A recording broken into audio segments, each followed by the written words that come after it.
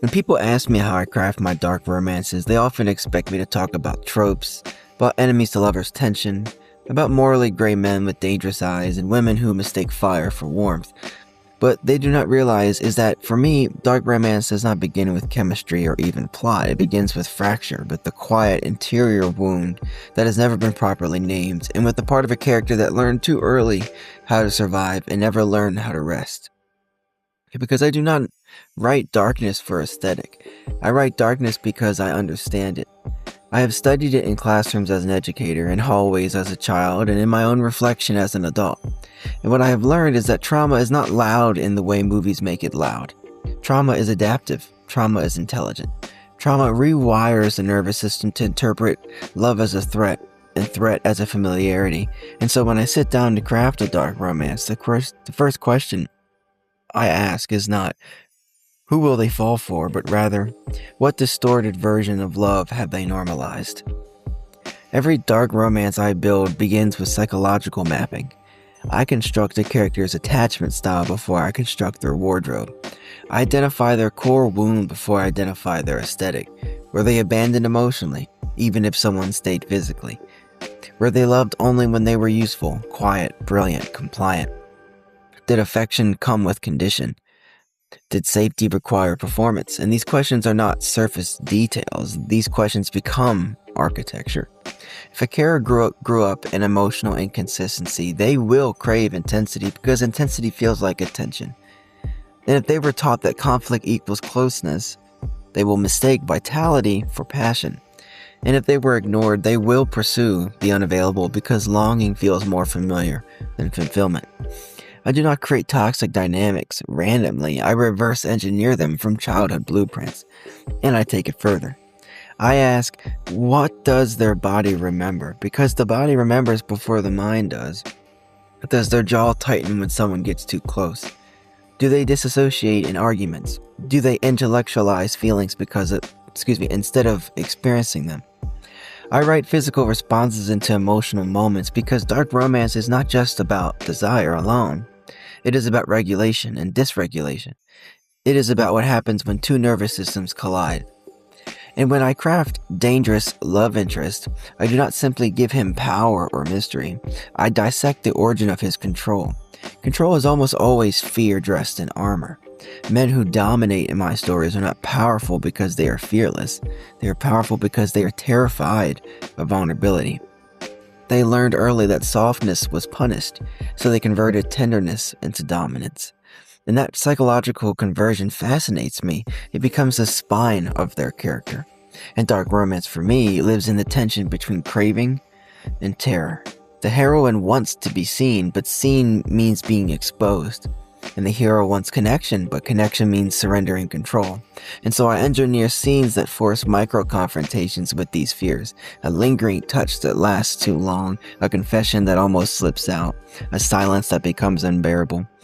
I build emotional chess matches. Dialogue in my dark romances, is rarely about what is being said. It is about what is being defended. When a character says, I don't need you, what I'm really writing is I cannot survive losing you.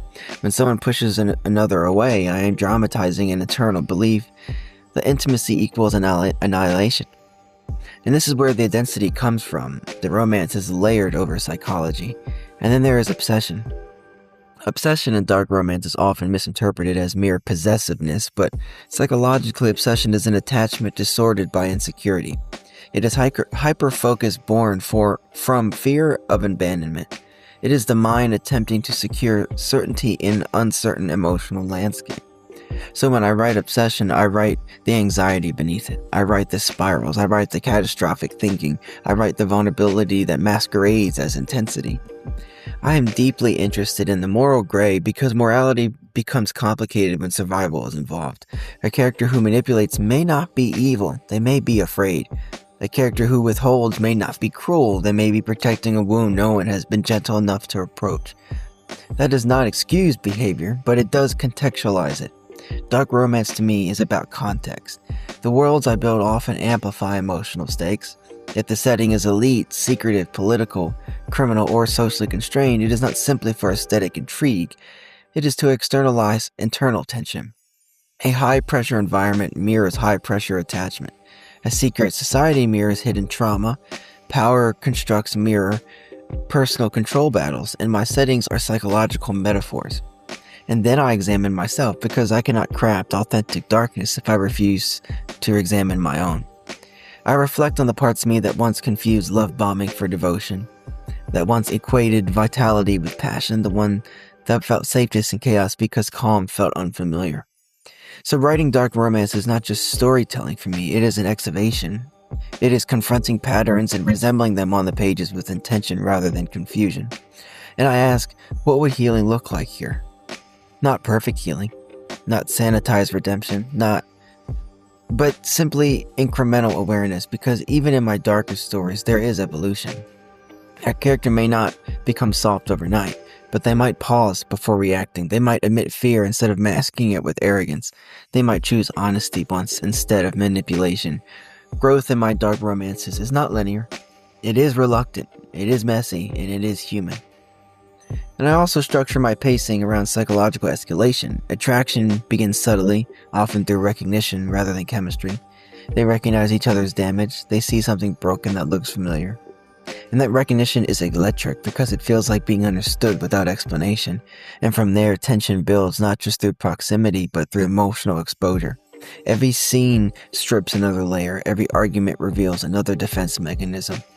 The intimacy in my dark romances is not merely physical.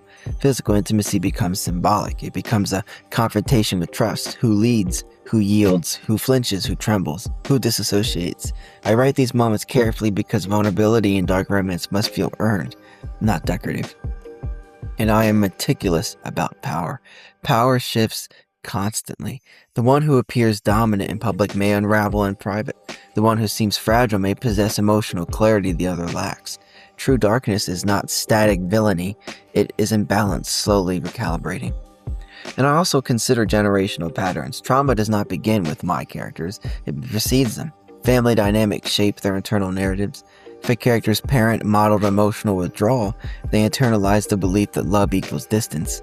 And if conflict in their home was explosive, they may either replicate that explosion or avoid confrontation entirely. And I trace lineage because love patterns are inherited before they are chosen.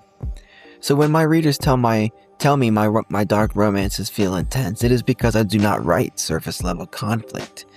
I write subconscious collision. I allow my characters to act from places they barely understand themselves. And when I force them to confront these motives, I do not let them hide behind charisma forever. Ultimately, my process is less about creating darkness and more about understanding it. I do not glorify dysfunction without examining it. I do not romanticize pain without exploring its cost. Even in my most obsessive, volatile, morally ambiguous dynamics, I embedded psychological truth because if psychology is honest, the darkness feels real. And if the darkness feels real, then the transformation, however small, feels earned. And that is how I craft my dark romances, not as a fantasy detached from reality, but as an emotional case study wrapped in tension and longing. Not as chaos for spectacle, but as wounded people colliding until either they destroy each other or learn, painfully and imperfectly, how to love without annihilating themselves in the process.